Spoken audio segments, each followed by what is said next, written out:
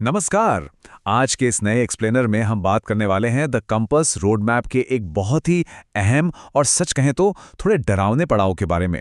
ये वो मोड़ है जहां स्कूल की एक सुरक्षित दुनिया पीछे छूट रही होती है और सामने होता है हमारा अनिश्चित भविष्य।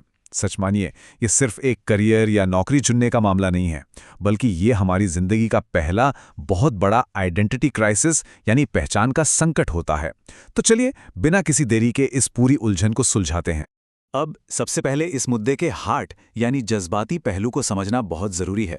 जब भी कोई इतना बड़ा फैसला सामने होता है, चाहे वो कॉलेज का फॉर्म भरना हो या कोई इंटर्नशिप चुनना, तो दिमाग में सबसे पहला और सबसे बड़ा डर यही आता है कि क्या होगा अगर गलत रास्ता चुन लिया गया। और ईमानदारी से कहें तो ये जो डर है ना, ये सच में बहुत भारी और थका देने वाला होता है। तो यहीं से पैदा होता है आज की इस चर्चा का सबसे बड़ा सवाल। आखिर इतने सारे विकल्पों की इस भीड़ और दिमाग में हथौड़े की तरह बजने वाले इन क्या होगा अगर यानी व्हाट इफ वाले ख्यालों को असल में हैंडल कैसे किया जाए। क्योंकि जब हर रास्ता लंबा और अनजान लगता है तो डिसीजन लेना बहुत मुश्किल हो जाता है और हम बस अटक कर रह जाते हैं। इसी कंफ्यूजन से बाहर निकलने के लिए अब हम रोड मैप के दूसरे phase the tactical tool kit की तरफ बढ़ते हैं। ये फेज हमें वो साइकोलॉजिकल ट्रिक्स और तरीके सिखाता है जो इस भावनात्मक धुंध से बाहर निकलकर फाइनली एक रास्ता चुनने में हमारी मदद करते हैं।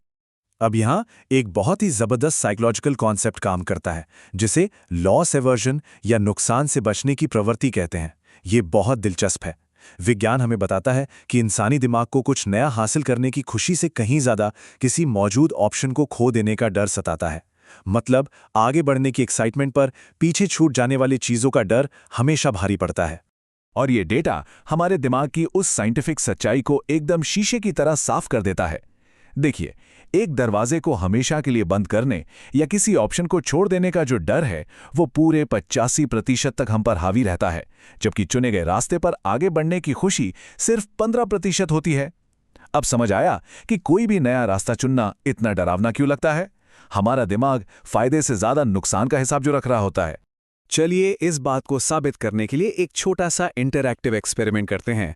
अभी स्क्रीन पर दो रास्ते आने वाले हैं और हमें दिमागी तौर पर पूरी तरह से उनमें से सिर्फ और सिर्फ एक रास्ते को चुनकर उस पर कमिट करना है। मान लीजिए कि बाकी सारे ऑप्शंस अब खत्म हो चुके हैं। तैयार हैं?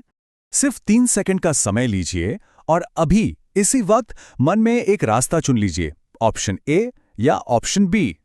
जैसे ही एक ऑप्शन को लॉक किया जाता है, क्या दूसरे ऑप्शन को खोने वाली वो अचानक बढ़ने वाली घबराहट महसूस हुई? अंदर एक अजीब सी बेचैनी हुई ना?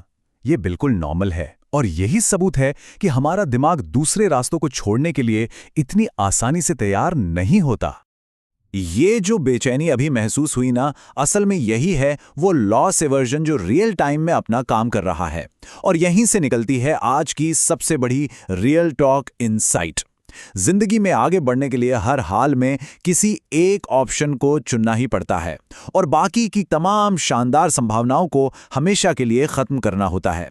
सच यही है कि जब तक पुराने दरवाजे बंद नहीं होंगे, नए रास्ते पर कदम रखा ही नहीं जा सकता। खैर, थ्योरी तो बहुत हो गई। अब समय है द हैंड्स वाले फेज में जाने का। मतलब अब हमें इन साइकोलॉजिकल बातों से निकलकर ठोस एक्शन लेना है, असल में एक कदम आगे बढ़ाना है। तो चलिए देखते हैं कि ये प्रैक्टिकली कैसे होता है। क्या हो सकता था कि उस पैनिक से बचने और सही मायनों में दरवाजा बंद करने के लिए ये 3 स्टेप्स कमाल के हैं। पहला, उस बंद होते दरवाजे के डर को खुले तौर पर मान लेना। दूसरा, एक छोटा सा बिल्कुल माइक्रो कमिटमेंट लेना। और तीसरा, जो विकल्प अब रास्ते में नहीं है उनसे अपना फोकस पूरी तरह से हटा लेना। क्लैरिटी लाने का ये बिल्कुल अचूक तरीका है। ये रोड मैप बहुत सख्ती से कहता है कि 10 बड़े बड़े गोल्स की लिस्ट बनाकर खुद को ओवरवेल्म मत कीजिए। आज सिर्फ एक, जी हाँ सिर्फ एक बहुत ही स्पेसिफिक एक्शन लेना है। बस एक माइक्रो कमिटमेंट, जैसे कि जिस फील्ड को चुना है उसमें काम करने वाले किसी इंसान को एक छोटा सा ईमेल लिख देना। 10 कदम दूर की सोचने के बजाय बस आज का ये छोटा सा कदम ही सफलता की असली नींव रखता है। और पता है, जब वो एक छोटा सा एक्शन लिया जाता है ना, तो वो हमारे अंदर एक इमोशनल मजबूती पैदा करता है। और यही मजबूती काम आती है हमारे रोड मैप के तीसरे फेज में, जिसे द लॉन्च पैड कहा गया है। ये फेज पूरी तरह से एग्जीक्यूशन और प्रोफेशनल दुनिया के चैलेंजेस का डटकर सामना करने के बारे में है। असली उड़ान तो बस यहीं से शुरू होती है। अब हमारे अगले एक्सप्लेनर की तरफ अगर एक नज़र डालें तो उसमें हम एक बिल्कुल ही नए और ज़बरदस्त साइकोलॉजिकल कॉन्सेप्ट पर बात करेंगे। इसे the strength of weak ties यानी कमज़ोर रिश्तों की ताकत कहा जाता है। जब प्रोफेशनल दुनिया में कदम रखा जाता है ना, तो नेटवर्किंग को लेकर ये थ्योरी सब कुछ बदल कर रख देती है। नेटवर्किंग के इस आने वाले टॉपिक की सबसे बड़ी रियल टॉक इनसाइट ये है कि हमारे करीबी दोस्तों का जो छोटा सा ग्रुप होता है ना, वो आमतौर पर हमें जॉब नहीं दिलाता। थोड़ा अजीब लगा सुनकर, लेकिन सच यही है कि नए अवसरों की चाबियां अक्सर उन दूर के परिचित लोगों के पास होती हैं जिनसे शायद बस एक दो बार ही मुलाकात हुई हो। और हाँ, जीरो से अपना नेटवर्क बनाना ये पूरी तरह से एक सीखी जाने वाली कला है। चलिए आज के इस एक्सप्लेनर को एक बहुत ही दिलचस्प सवाल के साथ खत्म करते हैं। जरा सोचिए, जब एक बार करियर का कोई एक दरवाज़ा फाइनली चुन लिया जाता है, तो उस बंद दरवाजे को खोलने में असल में कौन मदद करने वाला है?